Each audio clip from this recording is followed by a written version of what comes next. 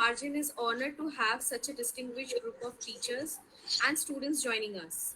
Today's event promises an engaging and enlightening experience for all of us. I would like to warmly welcome our speakers who have generously agreed to share their expertise with us. To start with, Speaking from Margin is a student collective and academic platform for research scholars, social political activists, and students to engage with contemporary discourses of social sciences. It attempts to build academic solidarity for social justice in higher education. We use this space to build solidarity among researchers from various marginal locations to engage with the evolving knowledge paradigm of social sciences. In our collective, researchers participate to gain a deeper understanding of research methods, conceptualizations, and theorizations in the diverse field of social sciences. In our previous sessions, there were many distinguished speakers who supported this initiative, namely Professor Kancha Ilaiya, Professor Rajiv Bhargava, Nivedita Menon, Satish Deshpande sir, Neera Chandhok ma'am, Zoya Hassan ma'am, and N. Sukumar sir, among others. We received overwhelming response from our participants as well. Research scholars from different regional, state, and central universities of India have attended our session. Today, we have gathered here for discussing the book Dalits in the New Millennium, published by Cambridge University Press. We are extremely honored to have with us the editors, Professor Sudha Pai ma'am from JNU, D. Shyam Babu sir, and Rahul Verma sir from Center for Policy Research. I welcome you all. And Professor Pai is a renowned political scientist, author, and columnist. Her distinguished career includes serving as a professor of political science at the Center for Political Studies and as the rector or pro vice chancellor of Jawaharlal Nehru University until her retirement in January 2016. With over 35 years of teaching and research experience at Gargi College, DU, and JNU, she has made significant contributions to the fields of Dalit politics, state politics in India, agrarian politics, globalization, and legislative governance. Professor Pai's remarkable academic achievement have been recognized with the Exemplar Award for Outstanding Academic Achievement presented by the South Asian Studies Association. We are honored to have her join us for this event. Next, we have Mr. D. Shyam Babu, who is a senior fellow at Center for Policy Research. His current research interest includes socio-economic mobility among Dalits, liberalization, and social justice, and the role of entrepreneurship in mobility.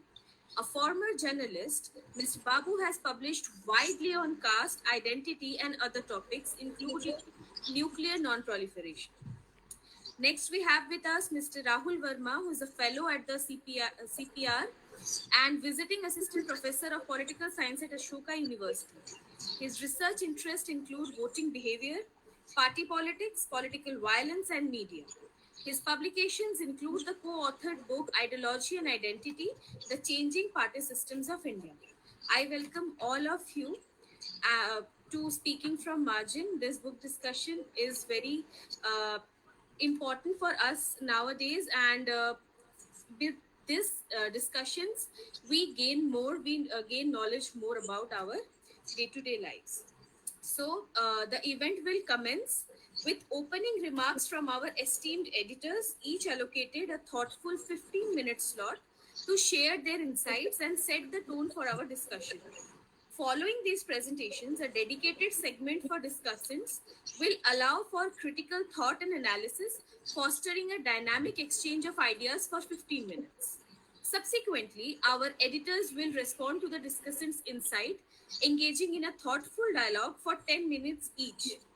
To ensure inclusivity and engage our audience, the remaining time will be dedicated to a lively question and answer session where attendees can actively participate in the conversation and seek clarification on various topics. This structured format promises an enriching and interactive experience for all involved. I now invite Professor Pai for thought-provoking discussion about their latest book. Over to you, ma'am.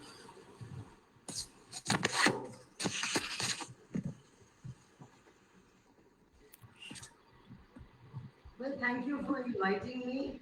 And I think, if I'm not wrong, Rahul Verma is not able to join us. So there will be only me and Shyam Babu. Well, we are honored to be here and to be in the middle of so many students. And I think this is a great initiative that you have. By discussing with you, we also learn a great deal and find out how you look at these aspects, and we get some comments on our own thinking as such. Now, as you know, this is an edited volume, and collectively in this, we argue that the rapid economic political changes that have taken place in the 2000s, in the last 2 decades, but particularly the 2000s, have had an impact on the Dalit community. And so the volume focuses, I would say, on two kinds of changes, to put it briefly, which are also discussed by the contributors. One, Dalits today have greater self-confidence and self-perception, and at least a section are experiencing greater upward mobility and are better off than a generation ago. They have taken to business, tiny number have entered the higher paying sections of the new economy. But at the same time, a large number, particularly the smaller subclass, do remain poor in the rural areas and are seeking employment and better income. But they have moved away from identity politics, and a considerable number in some parts of the country now vote for the BJP, not Dalit parties as in the past, exercising their preferences like all other parties.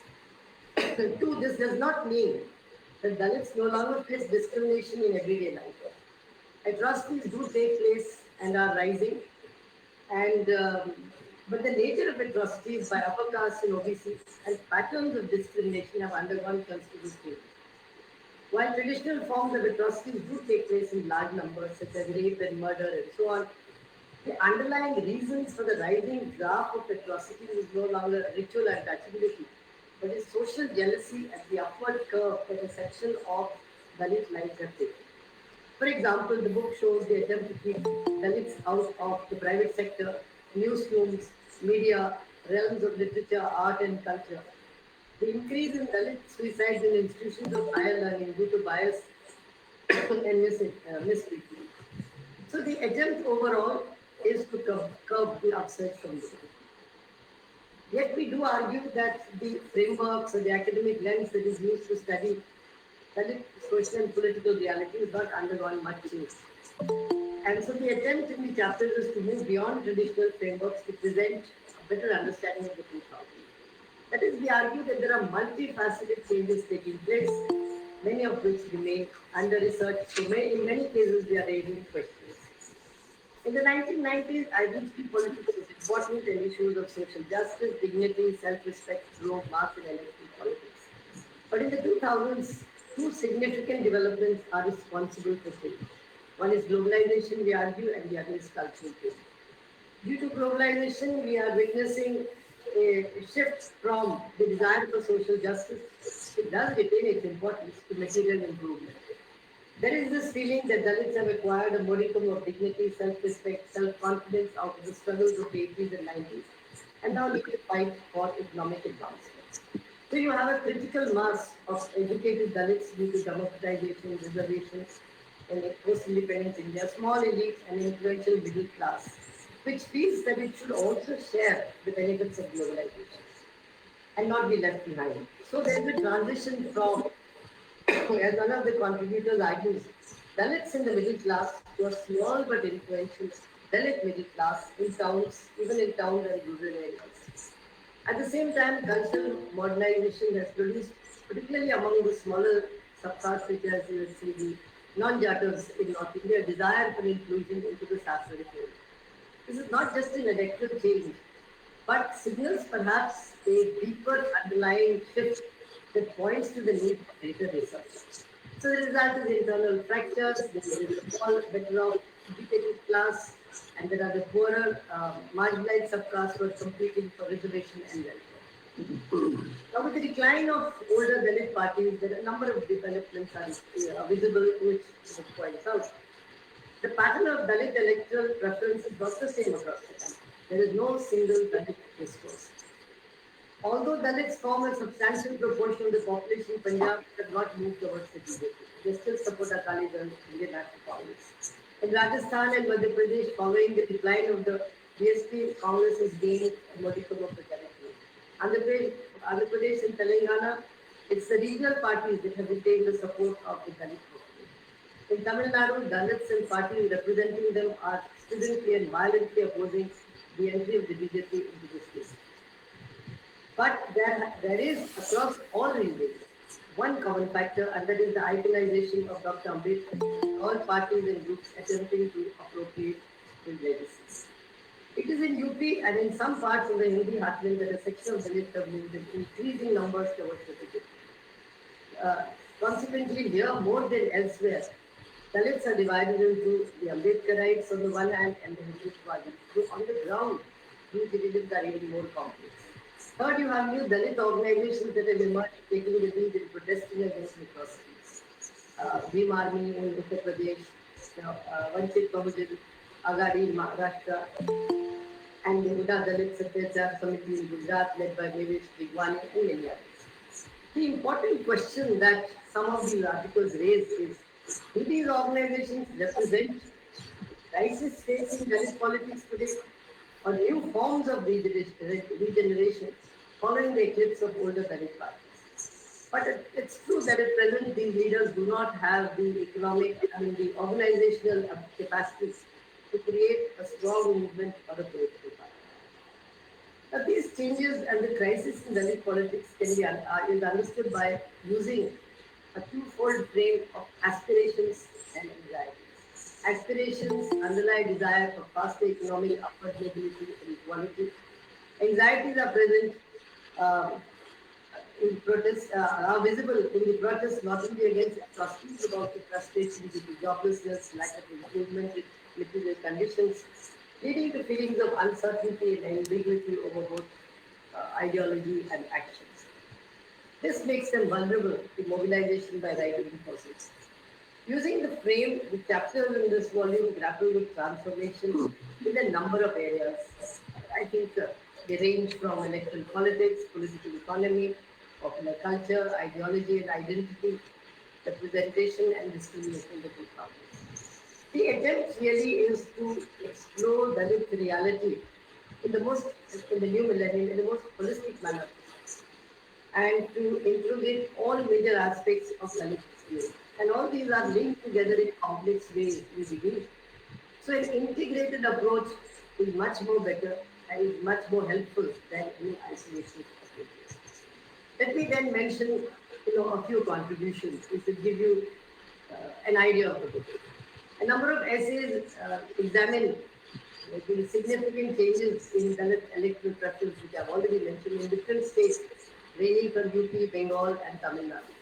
Why is it that in Bengal you don't have, that BJP has risen? There is some Dalit support, but not as much as in the heartland. In UP and Tamil Nadu, as I've already said, the changes are different as such.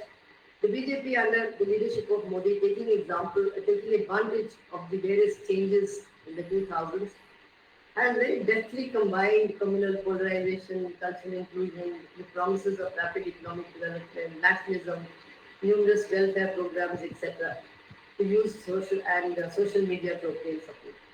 So through these strategies, what the BJP is attempting is to spread its footprint from the Hindi heartland to other areas. Far more interesting and, which I think is an important part of the volume are the essays that capture the transformation in popular culture, identity and ideology. And these all suggest that these changes within the Dalit community both underlie and reflect the shift in Dalit electoral behavior. That is, there is a linkage. A new vibrant political culture has created countercultural spaces, re-energized resistance and fresh thinking on questions of nation, democracy, citizenship and development. There is separate Dalit media, for example, Dalit Dastak, DalitSong.com, Dalit Camera, that captures narratives, assertions, public meetings, songs and writing, reflecting protest against um, upper caste domination and also provides an avenue of self-expression. And there's also a rich debate on how Dalits are and or should be represented in Indian cinema, especially Bollywood. And then there is the emergence of an alternative cinema of the oppressed. These changes are reflected in protest activities described as hierarchy contesting. rather than hierarchy preserving in a way, suggesting that caste-based protest remains reflective of the effects of caste hierarchy, not different. An interesting essay points to continuing evidence of caste-based prejudice over thousands of years and argues for an unconditional apology and establishment of a reparation commission to correct historical denials.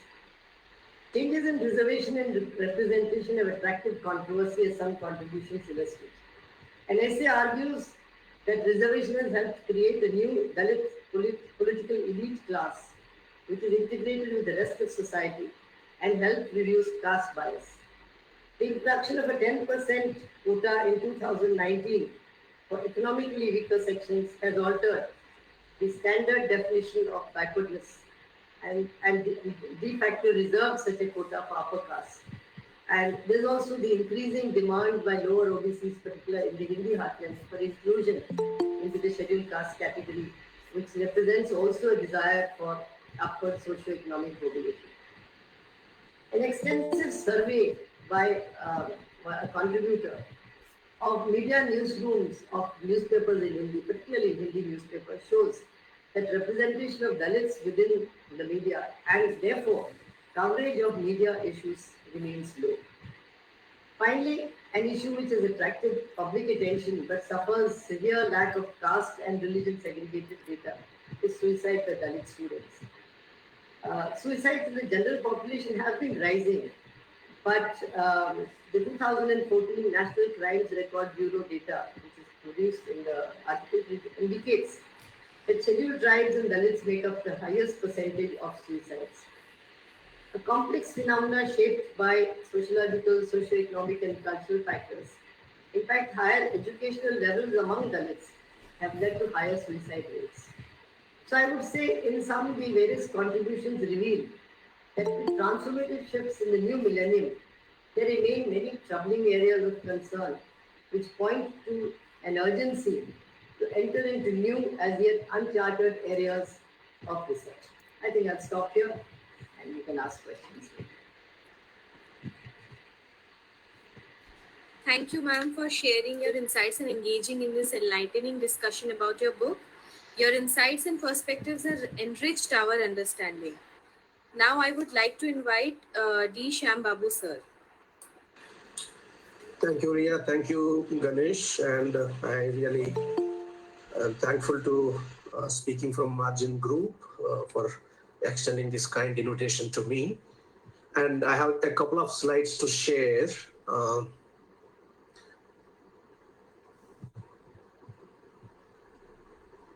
About the details of the book.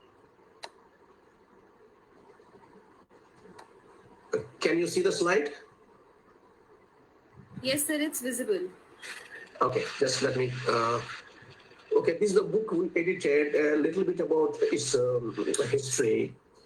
In 2019, in CPR, Rahul Verma, one of our editors, unfortunately, he's unable to join today.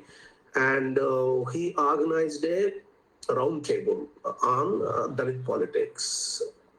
What is happening to Dalit politics during the past 2 to 3 decades? There are so many new changes have taken place, from liberalization to globalization, internet and all that. So a distinguished group of scholars and activists attended that roundtable, a day-long roundtable. And Professor Sudha Pai happens to be one of the participants. And after that, we felt there's been so much happening in the country, and there's so many changes among Dalits themselves, political, economic, social changes in bits and pieces. We all three, Professor Pai, myself, and Rahul, have been studying and publishing on that. We thought, why don't we start a project to study in depth the kind of social, economic, and political changes that the Dalits have been undergoing. That was towards the end of 2019, and before we could take the next steps, then we got into the pandemic. So we thought, so many of the participants of the roundtable also were on the same page. We thought instead of waiting for all this pandemic and lockdown to end, we decided to produce an edited volume. And what you have seen is that one, the Dalits in the New Millennium. The felt need is this, how Dalits have adapted to and been shaped by those three forces. One is liberalization, starting from 1991 in India, almost coinciding with the same is globalization. The third is the rise of ICT. And that also you can roughly start from early 90s. It has become a global phenomenon. Internet and related technologies also became available to more and more countries and more and more people from early 90s onwards. So we wanted to see how Dalits adapted to these three new developments and how far these three new developments in a way shaped Dalits. As I said, this is a baby of the pandemic, and we also thought yes, we are ambitious in wanting to study such a vast area, but we also thought probably it is impossible for one volume to accomplish everything because, according to 2011 census, only Dalits numbered 200 million. From the previous census, 2001 census, there are about 34 million new Dalits came into being. So if you take the same kind of decadal increase in population, now Dalits would be anywhere from 240 and above millions. We thought probably we could do two things. One, we will do our best to do justice to the areas we have selected. The second is to create the volume in such a way that it would show the new directions of research for young scholars wanting to work on these topics. So that's what we have done. And a little bit about the volume. We are really fortunate to have the collaboration of 33 scholars who were so kind during the very difficult times with the lockdowns and all those uncertainties. We were meeting regularly on Zoom and discussing papers and back and forth on email and individual discussions. We have done all that, and our scholars were spread across the globe. There are 9 non-Indian scholars, not from the usual suspects. Usually, non-Indian scholars, we mean scholars from United Kingdom or North America, United States and Canada. In this case, it so happened we got scholars from Spain, Portugal, Australia, Norway. So this is such a global effort, and we are really happy that 10 mostly young scholars also contributed to this volume, and 8 happened to be women scholars. So this is roughly about the book, and I'll end the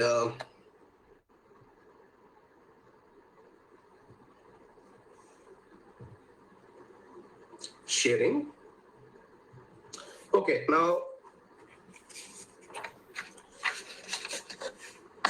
my brief comments.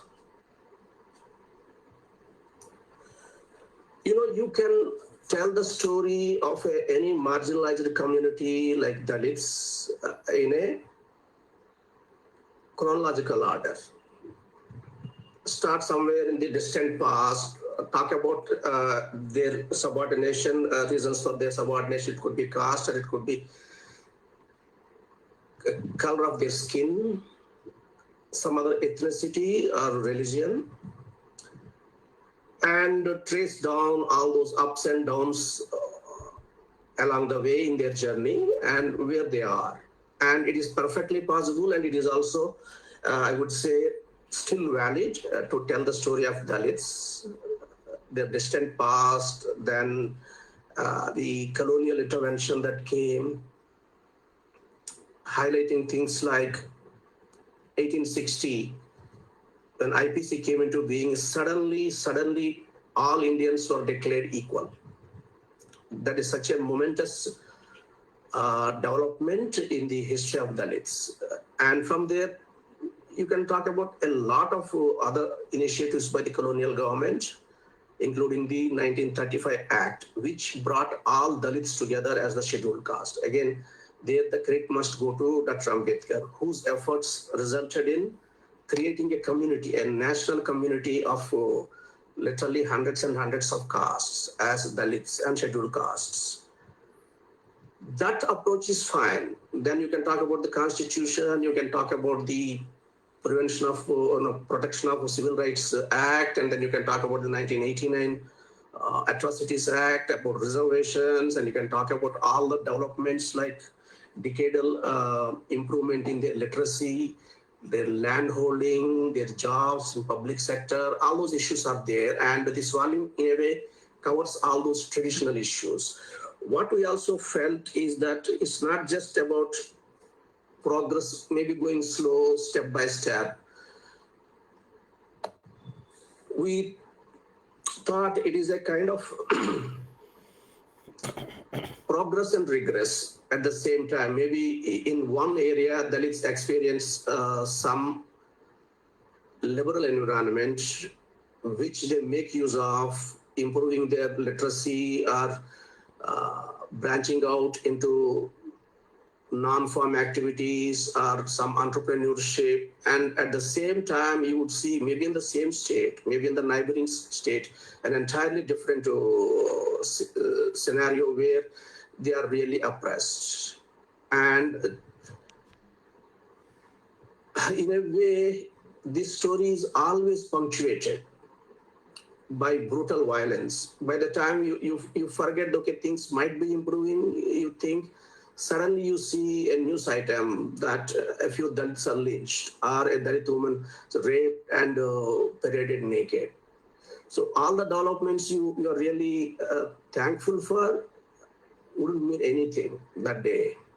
So those are the kind of back and forth that's happening with the Dalits, and this volume covers all that. I would especially focus on one section where we have about 4 papers. It talks about aspirations and anxieties.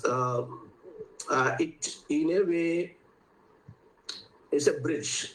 It talks about the traditional issues. Traditional issues, I basically mean all those state-centric concerns. There is oppression and state action to protect their rights. That is still valid, but we are going a step forward. It's also about affirmative action, reservations.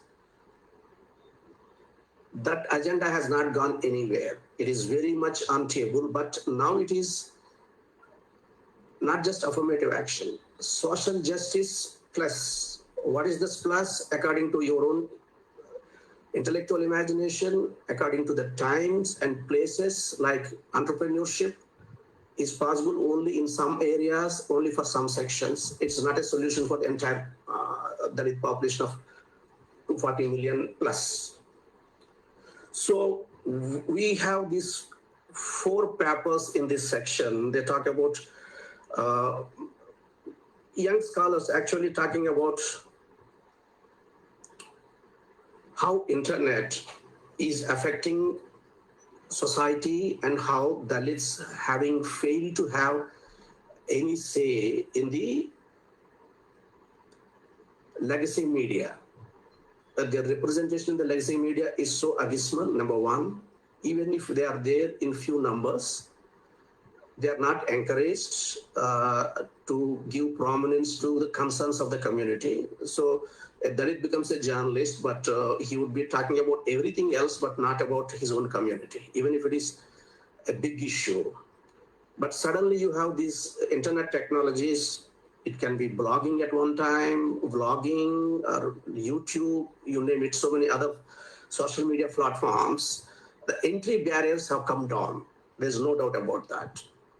Earlier, starting a newspaper was a stupendous task. The kind of resources you needed, community did not have. But now anybody can start any of these things and reach the entire globe.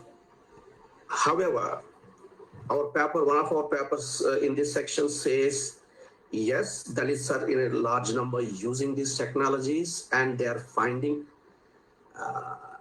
agency and they are finding access to that. They are able to articulate their concerns, but these technologies tend to reproduce the same social structures. So you started YouTube channel and articulate your viewpoints. You suddenly realize that people who are following you mostly happen to be people like you. I mean, your social background. And the rationale for a democratic discourse is to put your point across to the other party which doesn't share your viewpoints and try to narrow down all those differences in a very constructive and rational manner. But these technologies, what happens the moment they realize that you are articulating concerns or arguments, it is not in their self-interest, they shut off or they do trolling and all that stuff. So there is promise in this. At the same time, there are limitations, and how we can overcome them is one challenge. I think young scholars like you should be focusing on these kind of areas. That's what I meant. Our volume, probably it hasn't done justice to all areas, but the emerging areas like new technologies and how marginalized communities and their scholars can use them to reclaim the agency. And there's another paper, which is again old and new, class among Dalits, that Dalit middle class. The earlier question was, if Dalits, there's a middle class among Dalits. Now say Dalit doctors. So they are primarily doctors. So other doctors in the same town accept that class and accept Dalit doctors as part of them. To a large extent, our answer was no. One could be a very well-accomplished cardiologist in a town, but probably his social world would be comprising of only his community. Others may not have anything to do with them, even doctors. What we say today is that was the case for decades. Class never really mattered. But Dalit middle class now is a substantially big group. Now their attitude is, we don't care. We don't care. We have our own world. We negotiate within our own space to understand each other, to articulate our concerns and create a community across borders. And as a reality check, we have one very important paper in this volume which talks about untouchability, and untouchability create a kind of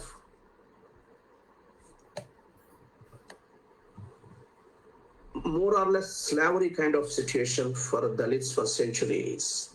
So isn't it time we started talking about reparations? When you say reparations, we may think that, is it about money? No, it's not about money.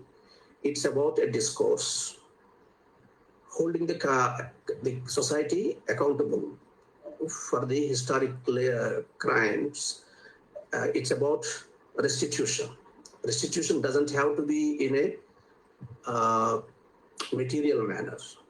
Society accepting that, yes, it did and it still does violence against Dalits. So that is one aspect of this volume.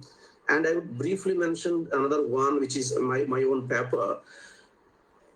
Citizenship comprises of three elements. Many countries, it is first you get civil liberties, whether it is under your own government, under a foreign government, you have a law, a code, a criminal procedure code and a penal code, which gives you some framework defining what is a crime, what is not a crime. If you are accused of a crime, what are your rights and how the system or the criminal justice system process that. So you get some justice through that. So we have these IPC, CRPC, and Indian Evidence Act. So by 1860s, nominally, not in real terms, Dalits got their civil liberties. That is, the civil part of the citizenship we could accomplish. Now, in 1950, once independent India embraced universal adult franchise, no difference between man and woman, between castes or communities. In a way, the community has acquired political aspects of the citizenship.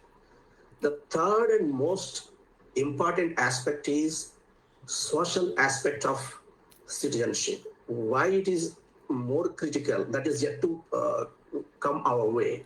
Why it is so critical is your civil liberties and your political liberties, civil citizenship and your political citizenship, your government can grant you through a law. Ask the policeman to implement it, and can also punish those who are violating those aspects, your civil and political aspects. If there's a violence against you, you have a well-established system to punish the offender. If somebody prevents you from casting your vote or prevents you from contesting in an election, you have remedies. But when it comes to social aspects, there's no way your government can force your neighbor who is a non-Dalit to treat you as his equal or her equal. And just before I add an ending, let me add, this is a major concern for me. You know, in most countries, I would say most OECD countries, the social aspect of citizenship is always accepted as given. They never bother about that because they are very homogeneous countries. They look alike, most of them speak alike. That means they have only one language. Well, there are only two exemptions in the entire OECD where the country has more than one language. That is Canada, where they have French in Quebec. The other one is, I think it is Netherlands. Otherwise, all those well-advanced countries have only one language. Why it is important is because they are so homogeneous, they are one people, they never even thought about social aspects of citizenship. To that extent, if you give that as a kind of standard or a scale, it is difficult to call ourselves a nation. We are a conglomerate of so many nations coming together. That's why the social aspect is turning out to be very difficult. And with all the new developments you see, religious conservatism and social conservatism are on the rise. And what would be the impact of the new developments in our social and political life? I'm quite worried about that part. So constitutional rights, legal rights are fine, but the society doesn't accept that. What do you, this is the major question that Ambedkar asked us. And he also said that the reply to that is fraternity. Still, we don't have that. So that's the kind of situation where we are. And it is okay to talk about all the progress we have made. We can talk about the literacy levels. We can talk about how many officers are there in the community or how many have become entrepreneurs. We have all done that. But again, we are back to this question. Does the society accept Dalits as their equals? So I will end here, and thank you very much. We'll be happy to interact with you, but I'm at some point I would like to know more about this group and where you are actually located, some details about you. I'm really curious. Thank you very much. Thank you so much, sir. Your expertise has guided us through the depths of the book's themes and content, shedding light on its intricacies. Thank you so much. After the insightful opening remarks by our distinguished editors, we are excited to introduce our discussant for today's session. Our discussants bring a wealth of knowledge and critical thinking to the table, and we are eagerly anticipate their perspective on the topics we are about to explore. Please join us in extending a warm welcome to Mukesh Thakur, PhD candidate from University of Delhi, and Ganesh Gaigouria, PhD candidate from Jawaharlal Nehru University, who will provide us with invaluable insight as we delve deeper into today's discussion. I would like to invite Mukesh Thakur first. Over to you, Mukesh. Thank you Riya. सबसे पहले मैं सुधा पाई ma'am और श्याम बाबू sir को बधाई देता हूँ। Sir मेरी आवाज आप लोगों को आ रही है जी? तो आप लोगों को बधाई देता हूँ इतनी अच्छा शानदार बुक लाने के लिए। आज जब हम न्यू मिलेनियम में दलितों की बात जो कर रहे हैं, तो इसे समझने के लिए आज सबसे पहले हम 1000 साल पहले देखते हैं कि 1000 साल पहले जो दलित समाज की स्थिति क्या थी। तो उस समय दलितों की स्थिति मानव विहीनता की थी। उन्हें इंसान होने का पूर्ण दर्जा तक प्राप्त नहीं था और उनका सामाजिक, सांस्कृतिक, आर्थिक, राजनीतिक शोषण और दमन होता रहा। लेकिन आज चूंकि परिस्थितियां बदल गई हैं, आज दलित अपने मानव होने तथा मानव अधिकारों को बहुत ही सजगता और स्वाभिमान के साथ जी रहे हैं। इसके पीछे औपनिवेशिक राज, आधुनिक भारतीय राज की नीतियां और कानूनों तथा वर्षों के संघर्ष और हजारों व्यक्तियों का जो शहादत है वो उसके पीछे हाथ है। लेकिन आज भी जो दलित है, जो टीएच मार्शल की, जैसे कि सर भी बता रहे थे, टीएच मार्शल की जो पूर्ण नागरिकता को पाने के लिए संघर्षरत है और उसे अभी भी अपनी मानवता और गरिमा को असर्ट करने की सजा अहिंसा के रूप में मिल रही है। तो आज दलित समाज, संस्कृति और राजनीति की क्या स्थिति है, इसे समझने के लिए यह किताब बहुत ही महत्वपूर्ण है।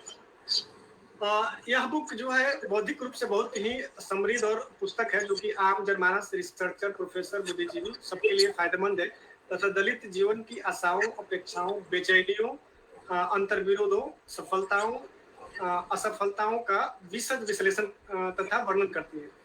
आज 21वीं सदी में बदलते दलित जीवन, उनके मूल्यों, उनकी अपेक्षाओं तथा जाति भेदभाव, वंचना तथा मुक्ति के लिए किए गए प्रतिरोधों को भी बहुत ही जीवंतता के साथ इस पुस्तक को प्रस्तुत किया गया है। पुस्तक के पहले भाग में चुनावी राजनीति में दलितों के बदलते वोटिंग व्यवहार, बहुजन समाज पार्टी के पतन तथा हिंदुत्व के राजनीति के बीच जो अंतर संबंध पर प्रकाश डाला गया है। अलग अलग राज्यों में दलित वोटिंग बिहेवियर अलग अलग है। यह पहले यूपी में बीएसपी के साथ थे, तो पंजाब में अकाली दल और कांग्रेस के साथ थे, तो दिल्ली में आम आदमी पार्टी के साथ थे। और इस बुक में कई कारण बताए गए हैं, जिसमें ये बताया गया है कि 2014 के बाद से उत्तर भारत में दलित वोट जो है बीजेपी की तरफ शिफ्ट हुआ है। पहला जो है शिक्षित दलित मध्यम वर्ग की अपेक्षाएं, दूसरा मोदी की लोकप्रियता, तीसरा गैर जाटों लोगों के हिंदुत्व के पहचान में सम्मिलित होने की चाह, चौथा जो है कल्याणकारी योजनाएं, पांचवा बीएसपी की घटती लोकप्रियता के कारण जो वैकल्पिक राजनीति खोजने की चाह है वो, और 6 जो है नेहरूवादी सेकुलरिज्म का जो है पतन। तो इसमें इस बुक में भी दर्शाया गया कि अनुसूचित जाति और जनजाति अत्याचार अधिनियम के विरुद्ध जो सुप्रीम कोर्ट ने डायल्यूट किया था, उसके विरुद्ध इतने प्रोटेस्ट हुए। आरक्षण खत्म करने के विरुद्ध प्रोटेस्ट के बावजूद जो दलित वोटर है और बीजेपी को कहीं ना कहीं 2014 के बाद ज्यादा मात्रा में वोट करने लगा है। लेकिन सवाल यहाँ पे है कि भाजपा और हिंदुत्व के जो पैरोकार हैं, ऐसा नहीं है कि वो 2014 के बाद से वो जो गैर जाटो दलित है उनमें अपनी पैठ बनाने की कोशिश कर रहे। हम जब देखते हैं कि औपनिवेशिक समय में आर्य समाज जो है धर्म शुद्धिकरण के माध्यम से, या फिर उस समय जब सांप्रदायिकता की राजनीति और संसदीय लोकतांत्रिक राजनीति की मजबूरियों के वजह से दलितों को अपने पाले में लाने के लिए उनके अंदर जो है उनका ब्राह्मणाइजेशन, खासकर वाल्मीकि कम्युनिटी का जो ब्राह्मणाइजेशन वो करते हैं और उनके इतिहास को बदलकर एक नया पहचान देने का काम करते हैं। अमीन चंद शर्मा जैसे हिंदुवादी कार्यकर्ता ने गैर जाटव दलितों को अपने पाले में लाने के लिए अथक प्रयास किया है। 1949 के आसपास जब हम बाबरी मस्जिद में राम की मूर्ति के साथ साथ वाल्मीकि की मूर्ति का रखा जाने, इसी प्रकार के जो हिंदुत्व का प्रोजेक्ट है उसी का भाग है। तो नॉन जाटो गैर जाटो जो दलित है, ऐसा नहीं है कि 2014 के बाद से उसके दलित बीजेपी के पक्ष में है, ये औपनिवेशिक समय से ही हम देख रहे हैं उनके पक्ष में है। दूसरी बात, जाटो और गैर जाटो का विभाजन भी भारतीय दलित राजनीति में औपनिवेशिक समय से ही देखा जा रहा है। एक धारा थी एक धारा गांधी के समय साथ में था, एक दूसरा अम्बेडकर के साथ में। तो गांधी के साथ में जो दलित थे वो हरिजन विचारधारा को मानते थे, हिंदुत्व विचारधारा को मानते थे, और अम्बेडकर के साथ में जो दलित थे वो अम्बेडकराइट थे। और गैर जाटों का अम्बेडकराइजेशन बहुत अभी भी कम हुआ है, अभी भी बहुत सी दलित जातियां हैं अम्बेडकर आंदोलन से पूरी तरह नहीं जुड़ पाई है। इस प्रकार के अंतर विरोधों को कैसा निपटा जाए, ये प्रश्न उठता है, ताकि जाति से निकलकर हम दलित जमात बना सके। क्योंकि आज भी हम देख रहे हैं जैसे कि पंजाब और बंगाल में इसमें 2 चैप्टर्स है कि बहुत बहुमत में होते हुए भी हम राजनीतिक भागीदारी कम है। सेकेंड पार्ट में जैसे कि मान्यवर कांसीराम ने DS4 आंदोलन में कैसे म्यूजिक का और संस्कृति का इस्तेमाल करके एक बहुत बड़ा सांस्कृतिक आंदोलन खड़ा कर दिया। डॉक्टर अंबेडकर की राजनीति को भी जब हम देखते हैं तो उन्होंने भी अपनी बातों को कहने के लिए मीडिया संस्थानों की स्थापना करते हैं, अखबार वगैरह जो है उसकी स्थापना करते हैं। आज हम दलित मीडिया की जब बात करते हैं तो मेन स्ट्रीम मीडिया में दलित जैसे कि बहुत कम है, और हैं भी तो उनके साथ एक भेदभाव होता है, अपनी बात नहीं रख पाते हैं और निर्णायक भूमिका में नहीं है। लेकिन संचार क्रांति ने जैसे कि दलित मीडिया का एक वैकल्पिक खड़ा कर दिया है, जैसे दलित दस्तक, एक्टिविस्ट वेद, आवाज, नेशनल दस्तक आदि जैसे चैनल्स हैं जो बहुजन समाज की मीडिया है। उसको कहा जा रहा है कि जो सोशल मीडिया है बहुजन मीडिया है, तो ये दलितों की आवाज समाज तक पहुंचा है। तो मेरा ये प्रश्न ये है कि उत्तर भारत की जब हम राजनीतिक दलों को देखते हैं तो उन लोगों ने ऐसा प्रयास क्यों नहीं किया कि अपना एक मीडिया हो, अपना मीडिया संस्थान हो, इलेक्ट्रॉनिक्स मीडिया, प्रिंट मीडिया, चाहे बीएसपी पार्टी हो या फिर एसपी हो या फिर आरजेडी हो, तो जो दलित बहुजन पार्टियां हैं, जो दल है, इन लोगों ने ऐसा क्यों अभी तक प्रयास नहीं किया कि अपना एक मीडिया संस्थान हो, चाहे इलेक्ट्रॉनिक्स या प्रिंट में।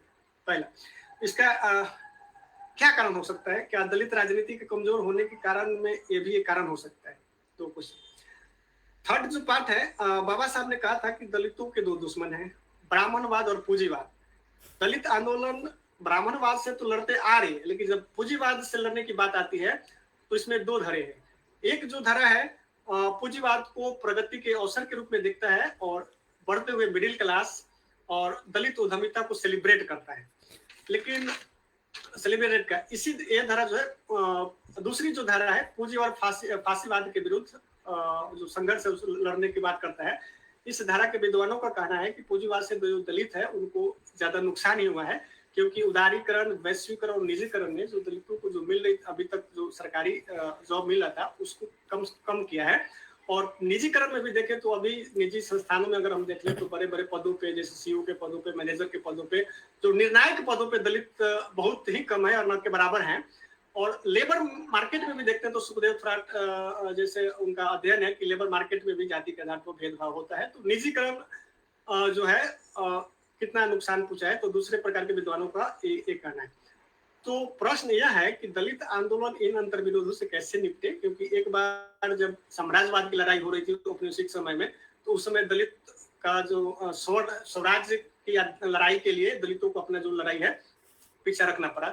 तो ये प्रश्न हुआ कि पहले स्वराज प्राप्त कर लेते हैं, उसके बाद सामाजिक लड़ाई अपना अंदर का बात हम देख लेते हैं। लेकिन दूसरी बार फिर प्रश्न ये उठ रहा है कि हम फांसीवाद से और नव साम्राज्यवाद से लड़ेंगे तो कहीं ना कहीं ये डर है कि जो दलितों के जो हित है, जो मुद्दे हैं, जो अछूता का शिकायत है, वो कहीं फिर पीछे ना रह जाए।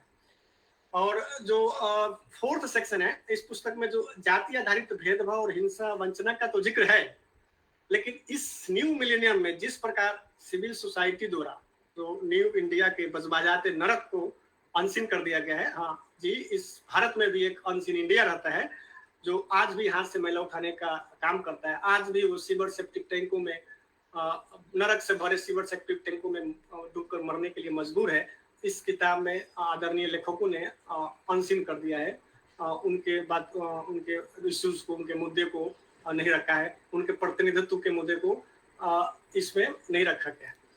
और नेक्स्ट बात यह है कि आज भी भारत के अधिकतर लोग जो है गाँव में रहते हैं। गाँव में दलितों की स्थिति क्या है, खासकर जो दलित मजदूर है, खासकर महिलाएं जो है, क्योंकि भारत की जो आर्थिक व्यवस्था है अभी भी कृषि के उसमें महत्वपूर्ण योगदान है। और हम गांव में जब देखते हैं कृषि भूमि श्रमिक कौन है, लैंडलेस जो एग्रीकल्चर लेबरर कौन है, उसमें दलित आते हैं और दलित महिलाएं खासकर आती हैं। तो उनकी भी चर्चा जो है लार्ज प्रोपोर्शन है, तो उनकी चर्चा भी मुझे लगता है कि इसमें मिसिंग है, होनी चाहिए था। और सेकेंड बात था कि इस जो दलित इकोनॉमी गांव की जो इकोनॉमी है, ग्रामीण अर्थव्यवस्था है, उसमें जो दलित महिलाएं उनकी वंचना, उनके शोषण, सशक्तिकरण की बात भी होनी चाहिए थी। अतः यह मिसिंग है। यह पुस्तक शहर केंद्रित ज्यादा लग रहा है। महिलाओं और मजदूरों में जो महिलाएं हैं और मजदूर हैं वो भी इसी मिलेनियम में रहते हैं। और लास्ट जो मेरा प्रश्न था कि जो पंचायतों में महिलाओं को जो आरक्षण दिया गया है, तो इसमें दलित महिलाएं भी जो आ रही है चुनकर प्रतिनिधि के रूप में, तो वो महिलाएं कैसे सामंतवादियों से लड़ते हुए भी, संघर्ष करते हुए भी कैसे एक सशक्तिकरण और सशक्त हो रही है और समाज को सशक्त कर रही है और किन प्रकार की चुनौतियों का सामना कर रही है, इन सब को भी शामिल करना चाहिए था। Thank you. Thank you, Mukesh. Now I request Ganesh Gaigouria to provide us with invaluable insights. Over to you, Ganesh. Okay, thank you, Riya. Thank you for this generous introduction. And I would like to also thanks to the editors and Mukesh, who actually provided said to this edited volume. So basically, I would like to say something like from this anthology, I find like when the Dalit politics has been declining in this phase, particularly, this is lots of scholars actually arguing that the Dalit politics has been declining. That is a very new questions that has been raised into the new way. I mean, in the new millennium, what are the challenges that Dalits are facing in these days, and why these kind of challenges are becoming? That kind of questions raised in this anthology, and by bringing to the different scholars and the different sections, I mean, from the class perspective, from the political economy, this provides the new insights to understand the problems and conundrums of Dalit politics in this new millennium. That is the one thing which provides us. Basically, when we talk about the questions of caste and particularly to the questions of Dalits, we always think that caste is a very cultural category. So most of the times, the scholars are not that much engaged with the questions of political economy, which this anthology actually extensively provides this political economic aspect, bringing by these questions of Dalit capitalism, and also in these chapters which are written by Professor Dopan Bhattacharya is how these two questions, class and caste questions, could be together, and which provides a new possibilities of the Dalit movement. These are the questions. Along with this, I would like to first say about the books and this volume. First, this book is try to showcase there is no any kind of pan-Indian Dalit politics or movements, which is true to some extent. And in this, by saying this, there is no pan-Indian Dalit movements. The anthology provides a blueprint why the pan-Indian Dalit movement is not possible. Rather, the pan-Indian Dalit movement, despite there is no pan-Indian Dalit movements, we can see different kind of sporadic protests, very small protests and small movements in a different region and the different spheres of this country. But the questions remains significant that how and why this kind of sporadic movements in this new millennium is unable to gather a set and the single frameworks to create a new way of Dalit aspirations and the Dalit anxieties that is in these chapters. That is the two questions also brought here, that the aspirations and the anxiety.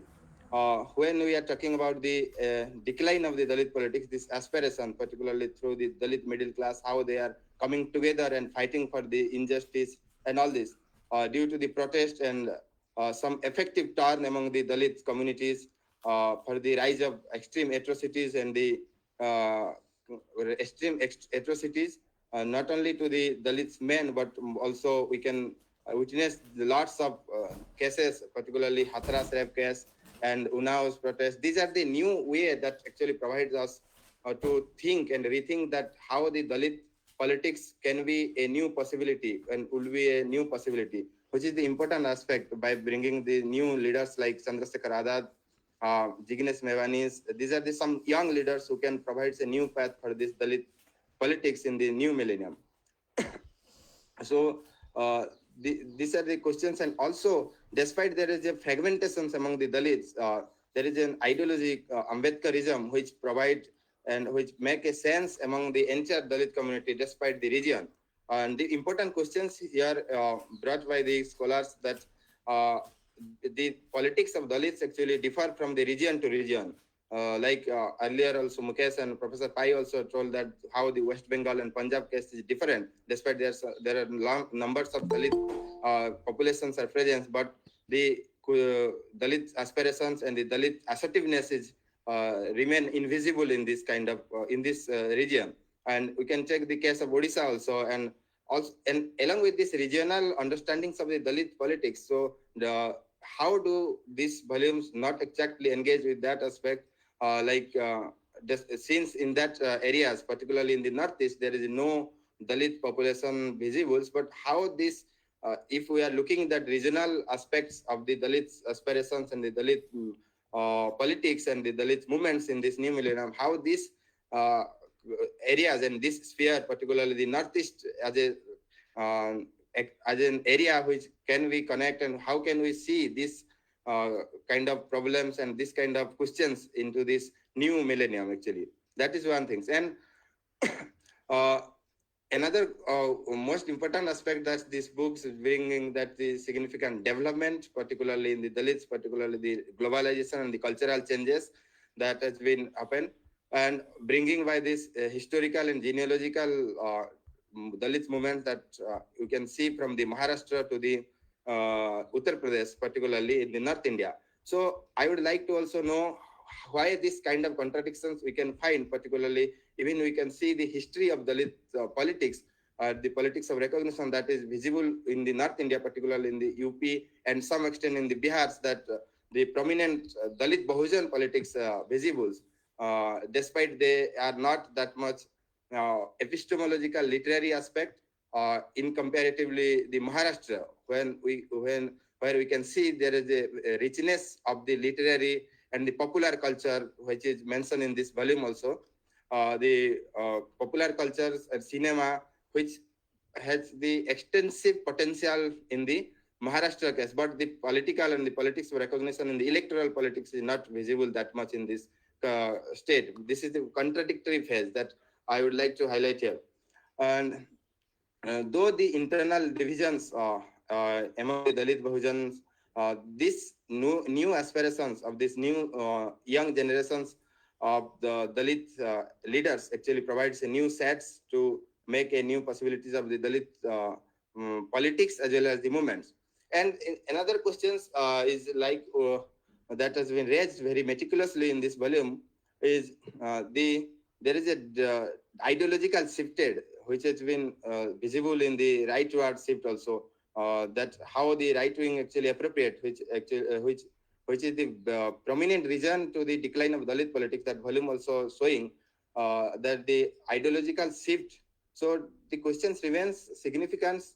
Does the BJP, which is the Hindutva and the right-wing political party in this time, who actually govern the entire nations into a different dynamics, so does their own ideological or the core ideological setup by bringing the Ambedkarism and the Ambedkar, by appropriating Ambedkar, does the BJP also going far from their own ideological principles and their own movements which they imagine like Hindu Rashtra? So how they are corroborating these two sets actually, in the one side they are also claiming themselves as the great empathizers, not empathizers exactly, the sympathizers of the Dalits and taking the votes. I mean, they are making Dalits as a vote bank politics. So these are the questions that arises here, and along with this, this shiftings happens in particularly by bringing these chapters like chapters when we are talking about the shiftings, the patterns of Dalits votes. This has been shifting from the Congress to the BJP and the BSP. There is a different patterns that Rahul Verma showing in his chapter, the patterns of Dalit votes actually changing in the different times and the different periods. And Badri Narayan chapters also provides us the insight, this convergence process that is been done by Hindutva politics, or this rightward shift, where he's arguing that its conversion process started slowly with embracing Ambedkar and even defending reservations, appropriation of Dalit iconography like Ambedkar, even in this Ambedkarism politics, notable visible in electoral campaign by the BJP leaders, including Modi, which is extremely visible in the West Bengal case, where they are bringing this, since that's Japan Sense chapters where he's talking about the Namasudras and the Rajvars communities in the West Bengal, is that not that much visible as in distinctive Dalit assertive identity. Rather, they are assimilated in the broader Hindu identity.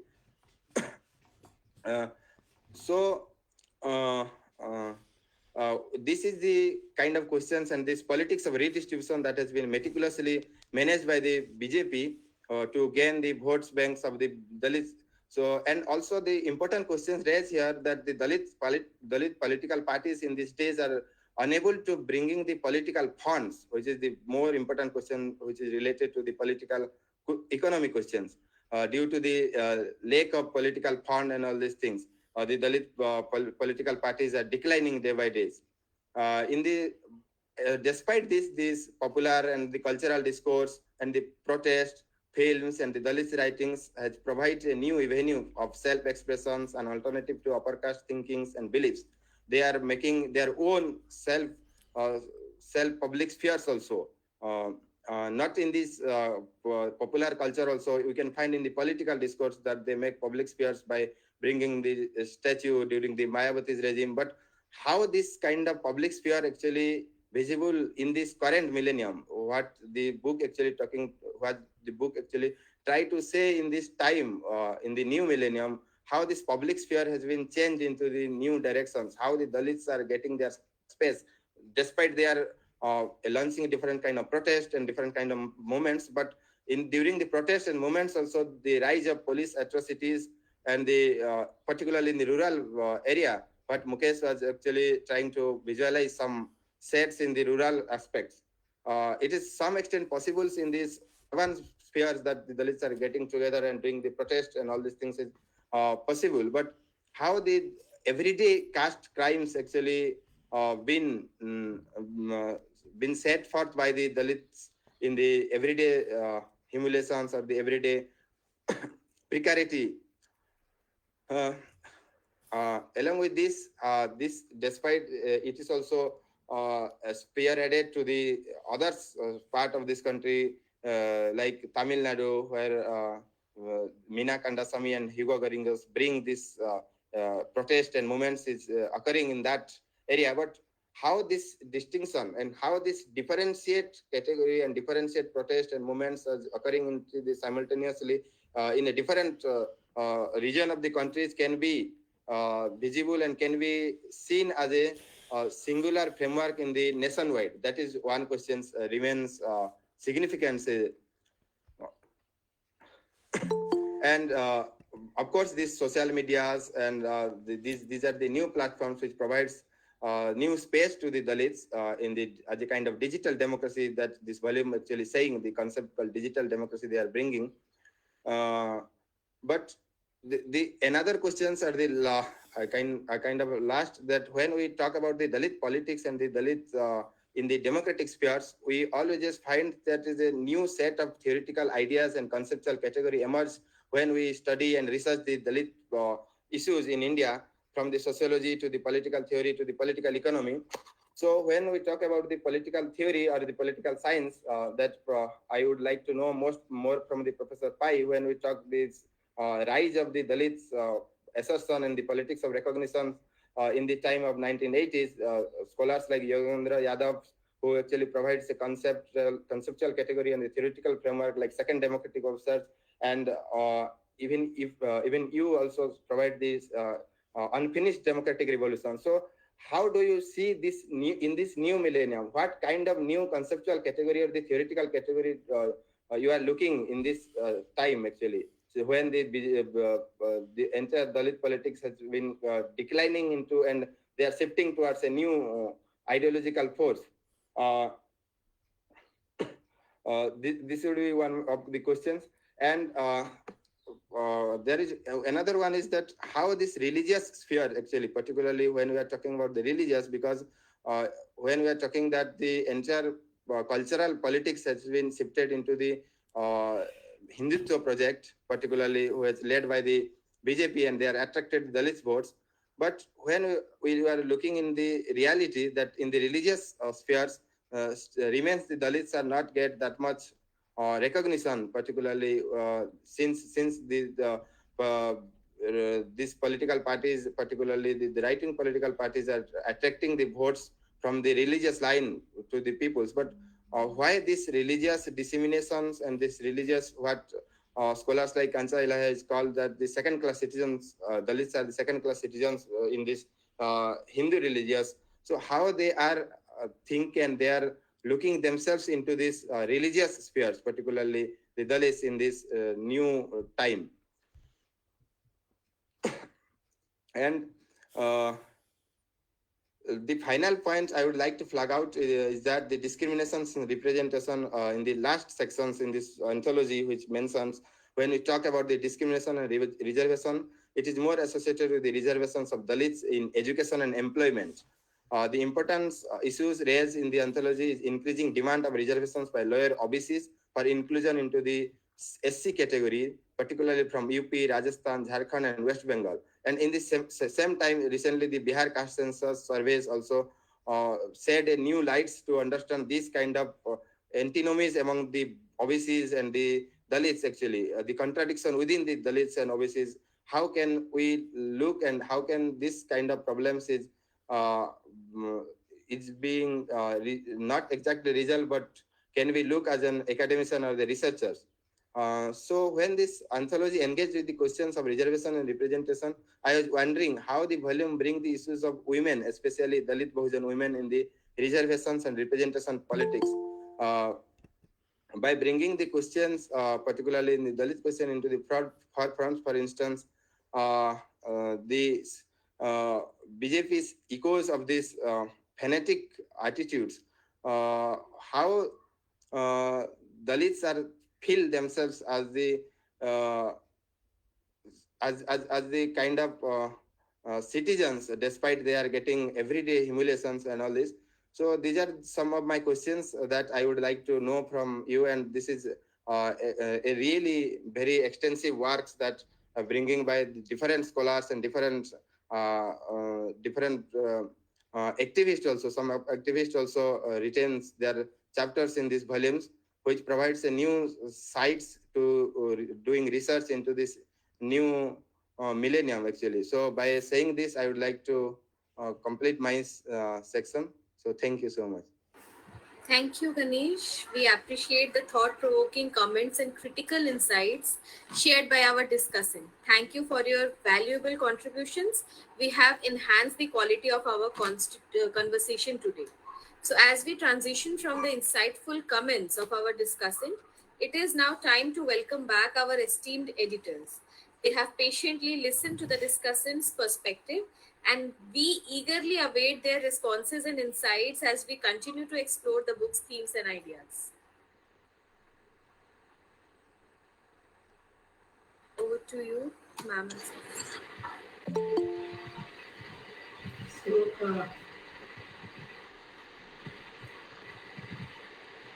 So do I start?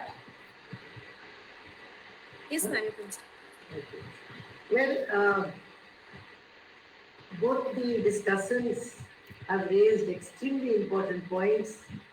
I'm very glad that you have been able to look at such a wide range of issues. I'm not sure we can answer, me and Shyam Babu in this short time, answer all of them.